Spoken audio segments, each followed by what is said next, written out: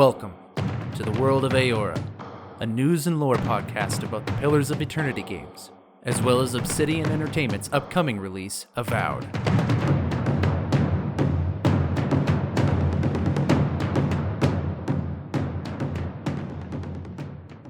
Hello everybody, and welcome to another episode of the World of Eora, a news and lore podcast about the Pillars of Eternity games, as well as Obsidian Entertainment's upcoming release, Avowed. If you're wondering why we pair Avowed and Obsidian together, it's because they share the same fantasy setting of Eora, and as the theory goes, if we dive into the history, game mechanics, and lore for Pillars of Eternity 1 and 2, we can glean some insights into Avowed as it undergoes development. As well, it gives us Pillars of Eternity nerds a chance to geek out about a world that we love. And today, I'm going to be stepping back from the character creation series that I've been doing. I'm going to pop in and out of that series quite often, just like kind of am with the gods. And I want to take a step back because I recognized in a couple of episodes lately that I've been giving a lot of contextual information when I mention certain things, because I like to assume that every time I make an episode, there might be a new listener out there and they're checking out the show. And so I try to say things like, this is this thing when I talk about it. So for example, if I bring up a nation called Old Valia, I'll stop for a second and be like, just so you know, this is what Old Valia is, because there's some people out there that aren't familiar with it. And I want to make sure that people are keeping up. And I've been doing a lot lately, and I've noticed that a lot of it centers around different cultures and backgrounds and different nations and political powers that are out there. So what I wanted to do was I wanted to take today's episode and do a quick overview of all the main powers that have existed in Eora and now exist in Eora. And so we'll be jumping into that right away. There's not really any news to go over. I know that a lot of you were paying attention to the Game Awards, hoping we might see something about Avowed. But as it turns out, we didn't hear a peep about Avowed, which honestly, wasn't too surprised by and kind of expected. And really, I'm okay with. We've only received the reveal trailer last year's summer, and so the game is pretty early in development. And the only thing they could really show us at this point, I think, would be another cinematic trailer, but that would take time and energy away from making the game. So I'd much rather them just put the efforts into making the game right now rather than show us a trailer or something else, as much as I want to dissect it and get the lore out of it. I want a well-polished game at the end of the day. I was hyped to see something about Hellblade 2. That game looks sweet. I can't wait to get my hands on that one, so it's going to be fun. It was an interesting Game Awards this year, that's for sure. I know there's a lot of mixed opinions on some results for the different categories, but yeah, what have you. Enough about that. Let's dive into today's lore. I'm curious. What exactly did you find there? So I want to break down this into 4 different categories. And those 4 categories are the old empires, which I've talked about before, the new empires, or the Eastern Reach empires, if you will, the distant lands, which is where we'll talk about Avowed a little more, and then ancient empires. So those are going to be the 4 categories that I'm going to go over and go through. And then maybe in future episodes, I might do a specific lore on each one and get down to like the unique cultures that exist in each one of these nations. But those are going to be the 4 categories that this episode is going to go through. Now, I'm going to try to keep this as spoiler-free as possible, so if you're not wanting any spoilers for Pillars of Eternity 1 or 2, you can listen to this episode. However, I will clarify that when I get to the Ancient Empires part, there might be some spoilery things in there. I'll give you a heads up if that's the case, but if you want to just play it safe, once we get to that portion of the podcast, feel free to just turn it off or skip to the end so that gets the final play thing. I don't really care about that. You do what you want with this podcast. It's yours if you're listening to it. I'm going to be heavily borrowing from 2 sources. One is something I wrote myself on the Avowed subreddit about the cultures and backgrounds that exist in Eora. As well, I'm going to be focusing on a Pillars of Eternity Wikipedia article for the World of Eora, and it shows the different nations. And I like the way they've categorized it, and that's why I'm using the 4 that I have now. So to get this all started, I want to give a quick overview of what Eora is. All right. When we talk about Eora, a lot of you are very familiar with what that is. Although actually, I have received some emails and correspondence from people that are like, I'm not really sure what this Eora thing is that you're talking about, but it sounds cool. And I'm like, I don't know how you found this podcast or why you're here, but thank you for listening and welcome to the show. For those who aren't aware of what Eora is a fantasy setting. So if you're familiar with some fantasy stories, like, say, Lord of the Rings, the setting for Lord of the Rings is Middle-earth, and Middle-earth has its own fantasy history. It's got a unique set of fantasy creatures that exist, and there's magic in the world, and et cetera, right? So Eora is the name of the planet or the setting, the world that the games Pillars of Eternity 1 and 2 are played in. And the upcoming game called Avowed, they're going to be set in this world of Eora. And like other fantasy settings, there are some unique things that make it the way it is. There's magic, there's dragons, there's unique history going on. There are particularly unique races that exist in this world.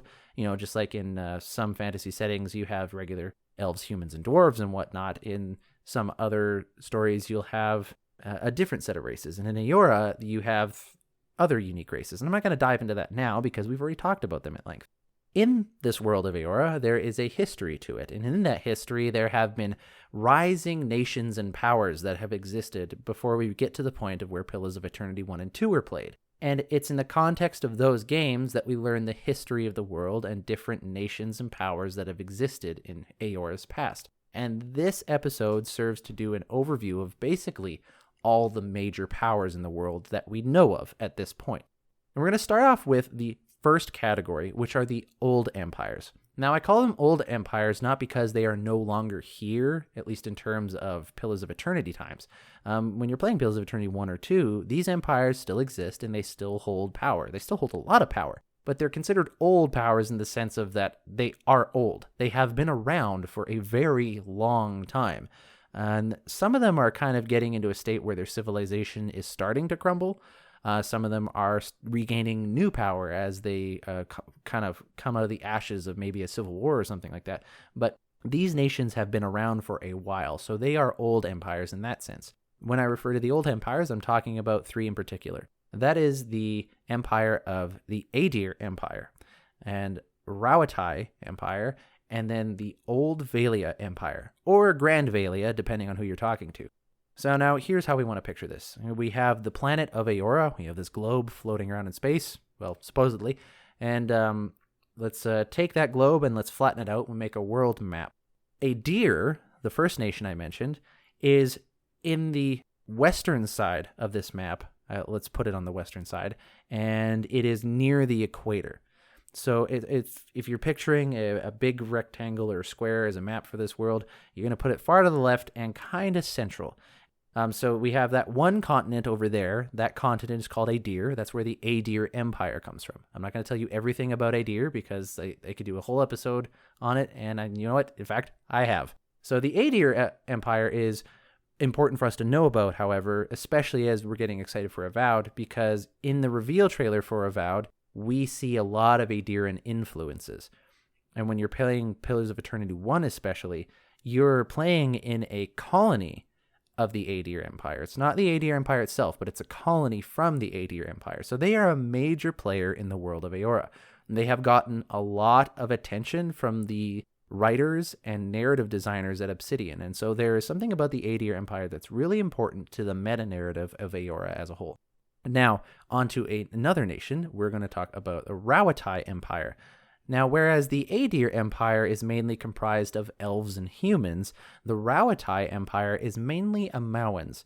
And if you're not familiar with these races, you can refer to an episode I've done in the past about races. For quick context, most people know what humans and elves are because you're familiar with fantasy.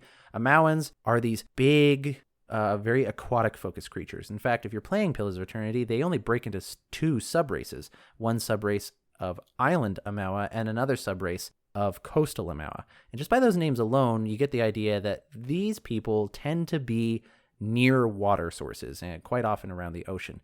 And the Rauataian Empire originate from a very hostile location in Eora. There is no specific place mentioned in the lore, I believe, where it actually is, but I think using some deduction, we are able to place it farther to the north and a little bit closer to the east. So kind of to the top and a little bit more to the right. It's a pretty hostile place. There's a lot of oceanic storms in that area, and as a result, it's made the people very hardy. They've become very adept at navigating across the oceans, and as a result, you can see them pretty much anywhere. They have their naval forces practically across the globe. Anywhere that people can go, they've gone there. The only other people I think that outpace them in terms of exploring the world of Eora are the boreal dwarves from Nasitak, which we can talk about in another episode. The boreal dwarves really like to move around. Dwarves in general really like to move around in this world, but we're not talking about them right now. We're talking about Rawatai. And so that is the empire of Rawatai. It is an Amawan empire far to the north from a hostile kind of oceanic area, and they have a very strong navy that they use to explore the world. The next major power for the old empires is Old Valia, or Grand Valia, depending on who you're talking to. These are primarily comprised of ocean folk, so basically a type of human. They are very, let's say, mercantile focused. They're focusing on spreading their wealth and influence throughout the world and gaining resources so that they can build up their companies and basically have more and more power, as it will. They are located, I believe, south and east of where Adir is. So it would be south-ish on the map and a little bit west. So a little bit down, a little bit left. I know these are kind of like approximate areas that I'm giving you. There's not an actual canon map that we know of. There's a couple things you can see in Pillars of Eternity 1 if you zoom in really close to some maps on some tables. But we don't know whether or not the developers made those maps very detailed because that is exactly how the world is, or if that was just sort of serving the purpose for the sake of the scene. So a lot of stuff is speculated, although you can find maps online for what Eora should look like. All it takes is a few quick Google searches, and I was able to find plenty of maps. If you follow me on Reddit, that's user Gingerino, you can see the latest post I put up about cultures and backgrounds, and I include all the maps I could find that I think paint what Eora generally looks like. And so if you're wanting to have a direct visual of where these continents are in location in each other, that's something that you can reference. And those three are the old empires. Now, these empires have been the main sources of power for the progression of Eora for a long time. So Adir and Rawatai and Old Valia, they're relatively close enough to each other that they knew of each other's influence. They probably ran into each other quite a bit. They've been around for hundreds, if not thousands of years, and they have, in essence, been the major powers of the planet. So they are the planetary superpowers at this point. And now, at the time of Pillars of Eternity, we're starting to see new powers rise. And so now we're going to move to this new continent called the Eastern Reach. Now, I told you where the Adir continent was. It was central to the equator and far to the west.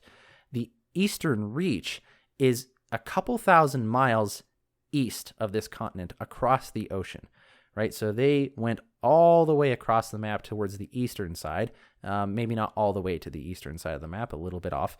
And this is where this new continent of the Eastern Reach is. And to be fair, the continent isn't called the Eastern Reach, just the area that's been currently explored by the major powers of the area, these old empires I've been talking about. This Eastern Reach continent is home to the fledgling nations that we see rising to power as the next superpowers of the world.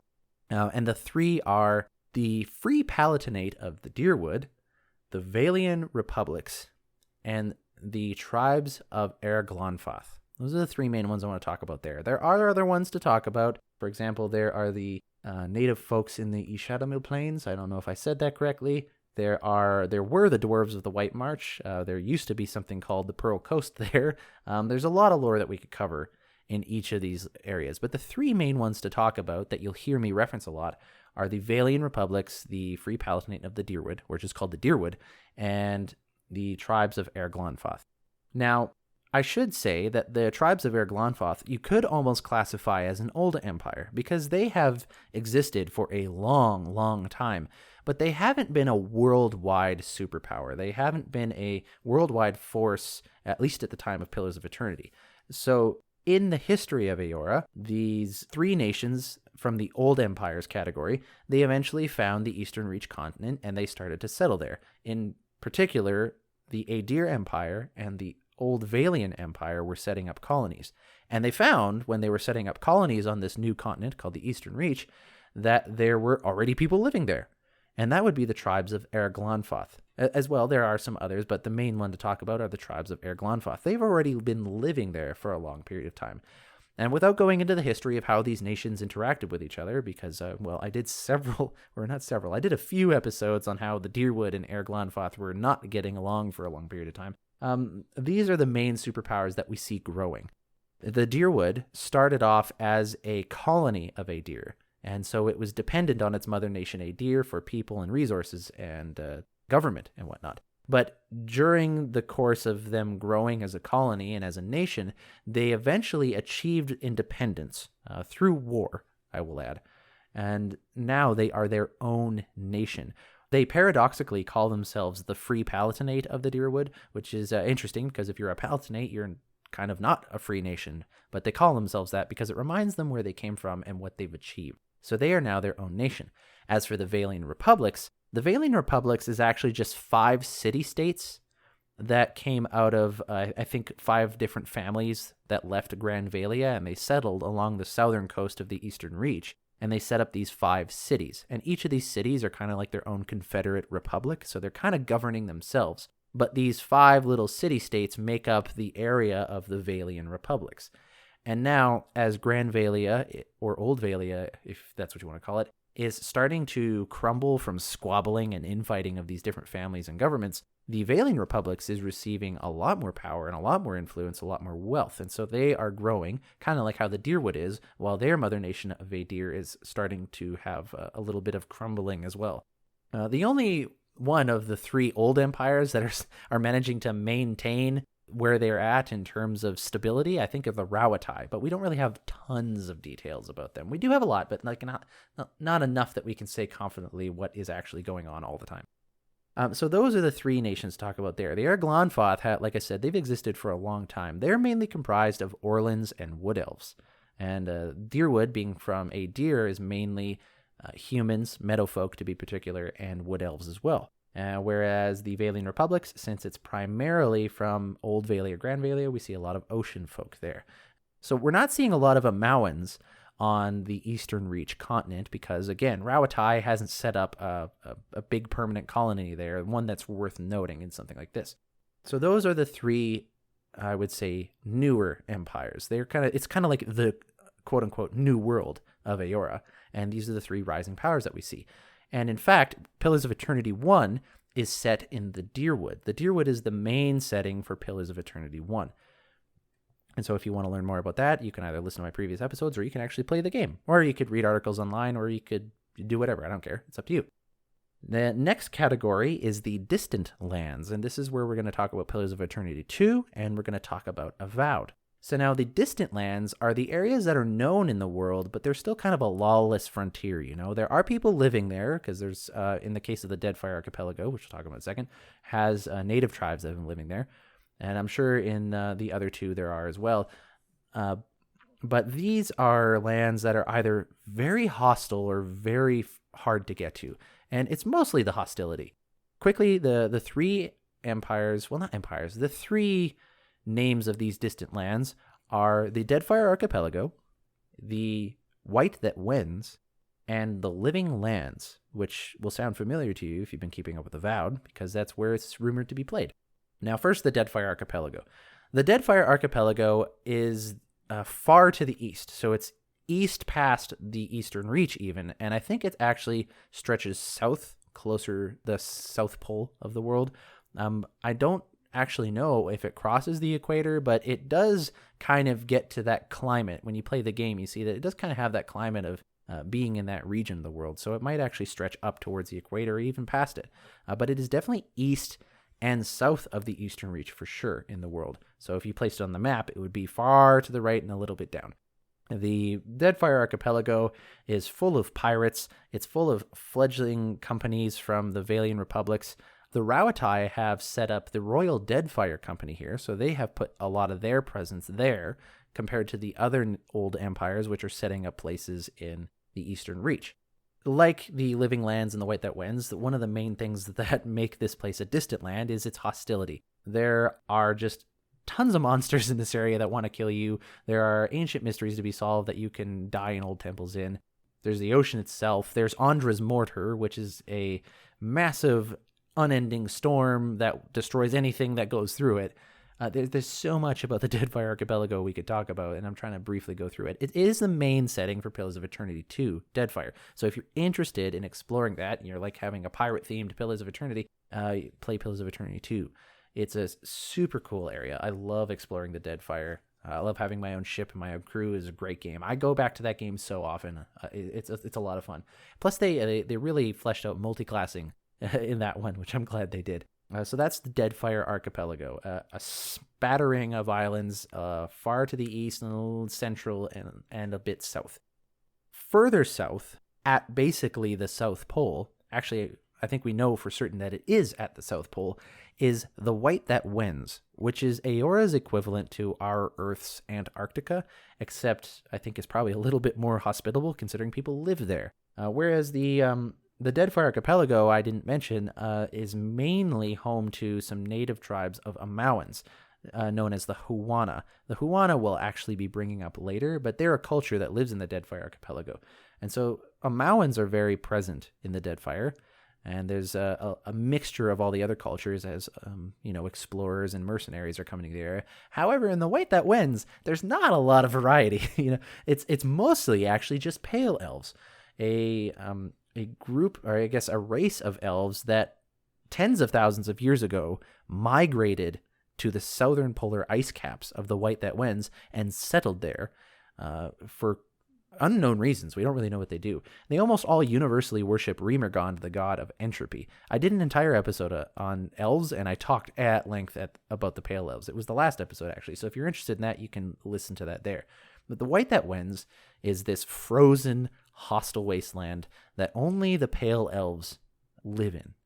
That's where they reside, and there's not a lot known about the White That Wends, except basically that pale elves live there, and people freeze to death there quite often, and that Remergond is said to walk the land. So there's not a lot about it. Again, it's the hostility and the fact that this land itself wants to kill you that makes it a distant land. This is all like lawless frontier stuff. This is the things that are yet to be explored and settled in a reliable and safe way. Now, the last one that is arguably the most interesting just because it's speculated to be the setting for Avowed is the Living Lands. Now, this is either a large island or maybe a small continent that is located north of Adir. So you'll remember that was the first nation I mentioned back at the start of the episode. They are further to the west and central on the equator. North of them is the Living Lands. And we don't know how far north this island or continent goes, if it reaches, say, the northern polar ice caps, or if it just goes for a few thousand miles, who knows. But that's where the Living Lands are. The Living Lands are notorious for being an explorer's paradise, but also a nightmare. Essentially, it is a completely chaotic and beautiful land to behold. Apparently, you can be in one valley between ridges in its own biome, like you're in like a lush forest like you would see in, say, the Rocky Mountains, and you cross over a ridge and you get to the other side, and now you're in a thick jungle, like something you might see in like South America, and now that's not actually quoted anywhere in the lore. I am speculating there that that's what it'd be like. But in the lore, it does say that they'll go from one ridge over and into another valley, and the biomes that they enter were completely different from the one they were just in. And so the weather there and the geography and the topography is completely crazy. It's just bonkers over there. And there's animals and creatures in that area of the world that have never been seen anywhere else in Eora, and most of them are dangerous and want to kill you. And there's a magic about the place that exists. It's a crazy place to go to. And so, despite the fact that I have some speculation of where Avowed could or could not be played, I really do actually hope it's played in the Living Lands, because that sounds so fun. The little information that we do have about the Living Lands makes it look like a game developer's paradise in terms of when you want to make a game from a blank slate and you want to have any excuse to make anything. Well, they've set themselves up. They said, well, biomes can vary very greatly from one valley to another. So if you want to have an ice field and you want to have a desert and you want to have a lush jungle in one game, you can do that with the Living Lands. You want to make some weird animal that won't ever be in any other of the games and you can only find it in one place, you can do that in the Living Lands. You want to have an ancient secret that no one's ever discovered before? Well, put it in the Living Lands. Like, it's it's a developer's paradise, at least if, you're into that stuff. So I'm excited. I hope that is where it is played. So those are the 3 distant lands. Those are the next places that are to be explored and discovered fully as the history of Eora unfolds. And now we're going to get to the ancient empires. I don't plan on doing any spoilers. So for those of you listening that know the spoilers of Pillars of Eternity 1 and 2, you might think, oh man, you really didn't mention a couple of very important things about the ancient empires. And that is because I'm trying to stay spoiler free. But just as a pre-warning, there might be spoilers. I don't have any intentions for it, but as I'm going, I might discern that, hey, I have to bring some of these things up, and I will let you know ahead of time. The 3 ancient empires of Eora, and these are empires that have existed far, far in the past. They are no longer here. Well, they sort of are. You'll understand in a second. But they are not considered the major superpower of the world today. At least if you asked any average person in Eora, they would say they're not. The 3 empires are the Engwithan Empire, the Empire of the Huana, which we've already talked about, and they are still in the world, and the Yezuhan Empire. That's Yezuha. I always forget if it's Yahuza or Yezuha. I got to remember. It's those 3. So we got Engwith, Huana, Yezuha. These 3 are the ancient empires of Eora. They were 3 empires that were the superpowers of the world a very long time ago, but nowadays they are not. We're going to start off with the Engwithan Empire. The Engwithan Empire no longer exists as a main superpower. They're not around anymore. There are no Engwithans that you can go walk up and talk to. There are only ancient Engwithan ruins that you can go and explore, and ancient technologies that Engwithans left behind that you can go and explore. It's a mysterious and enigmatic culture of people because they appeared to be like the chief society on the planet of Eora way, way, way, way back when.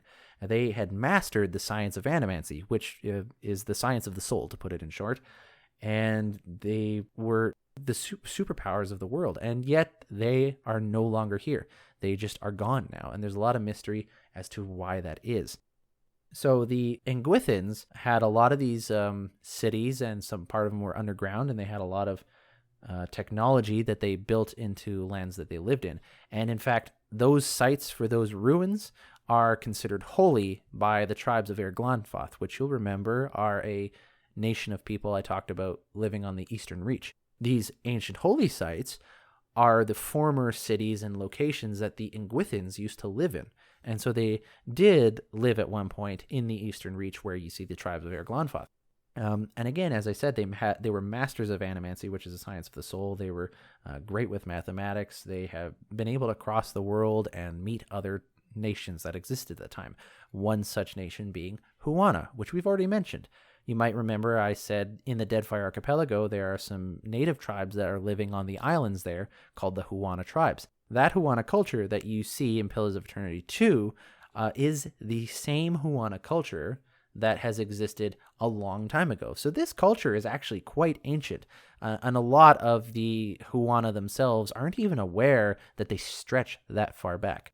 Now, this is where we might get into some spoilers, so if you are wanting to avoid Pillars of Eternity 2 Deadfire spoilers, maybe skip ahead a little bit. In fact, I would say skip ahead exactly 40 seconds. But the Huana were not just a set of island tribes that existed there. They were actually at one point a superpower on the globe of Eora. Their ancient city of Ukaizo, which you hear about a lot in Pillars of Eternity 2, was like the main city, and they had advanced technology there, and they had a thriving society and community, and they worked with the Engwithans on a lot of big projects back then. So like they were a huge superpower back then.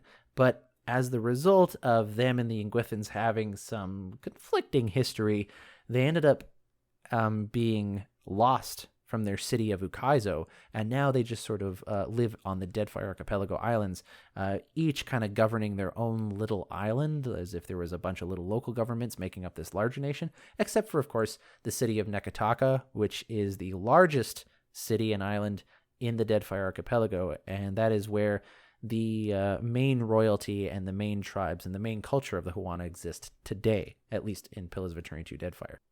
They are an interesting culture to behold for sure. And honestly, like if you're into just looking at good world building, I would highly suggest playing Pillars of Eternity 2 Deadfire just to be able to see how Obsidian wrote this culture into the history of the world. Now, the last empire that we'll talk about that we don't hear about unless you have DLCs for Pillars of Eternity 2 Deadfire is the ancient empire of Yazuha. Now, this empire is vastly unknown, and in fact, most people didn't even know that it existed for the longest period of time.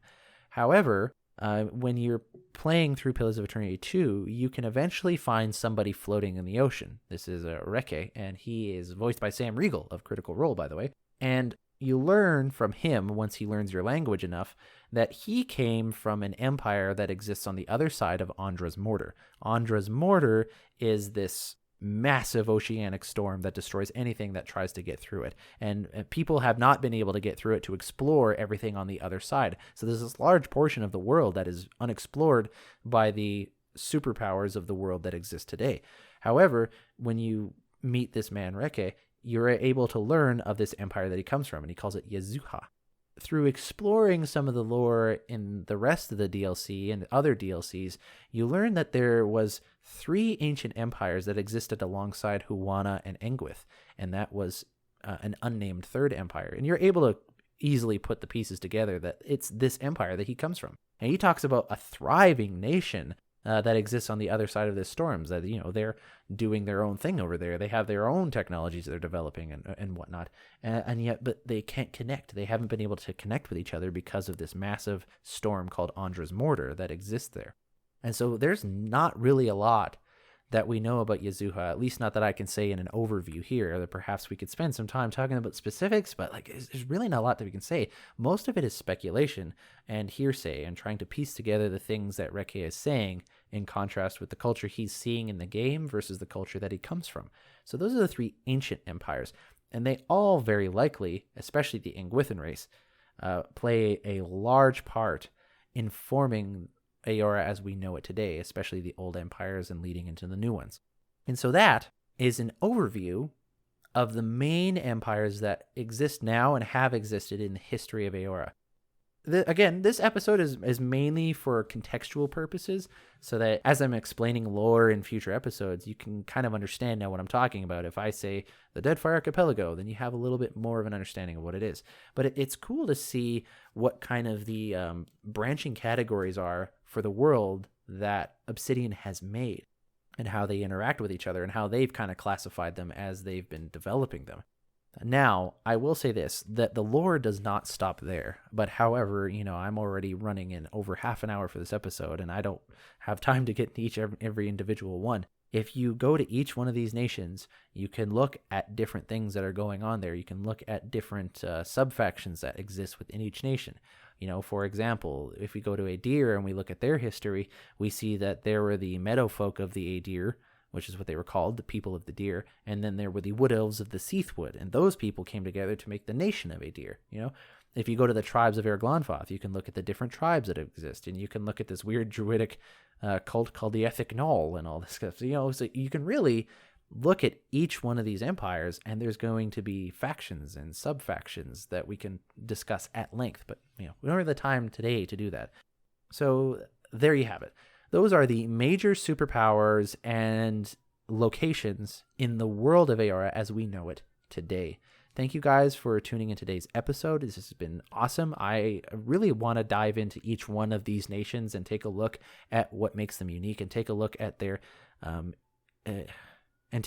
specific factions and their cultures that exist, and see how it plays in with the games, and maybe how it might influence Avowed when it's undergoing development, especially if it's played in the Living Lands where only the craziest explorers go. So like, who knows what cultures we'll see in that location, and if you can choose any of these cultures as backgrounds for your characters. So I guess this kind of is part of the character creation series, maybe by accident. But that will do it for today's episode. That's all the lore I have. If you guys want to get a hold of me to send an email or ask a question or just talk or meet up and play a game, what have you, you can reach me on Twitter at World of Eora, or you can send me an email directly, worldofaora@gmail.com. If you're on Reddit a lot, especially the Avowed or Pillars of Eternity subreddits, you can find me on there. I'm posting quite often under the name Gingerino. That's Gingereno. thank you guys for joining me on today's episode. I will see you guys next time.